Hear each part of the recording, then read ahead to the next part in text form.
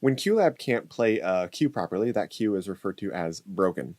This can happen for various reasons. Perhaps the audio device the cue is supposed to use is missing, or maybe the screen output a video cue is sent to is no longer connected, or perhaps the media file a cue target references can no longer be found because you used a jump drive, which is a huge no-no, and you shouldn't have done it.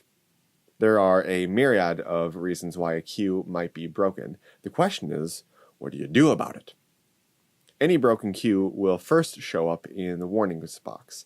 If you see this icon, there exists a problem somewhere in your workspace that must be fixed before all the cues will play properly. Select any of these items to find the problem in the cue list.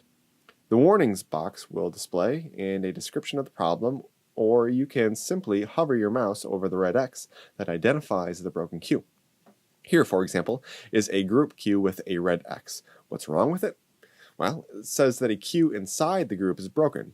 Not terribly informative, but it helped me identify that something is wrong deeper within. So let's drill down. Inside the group is an audio cue.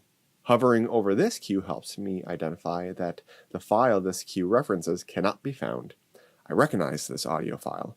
I moved it to my desktop, so I'll reapply the target by dragging the file back onto the cue.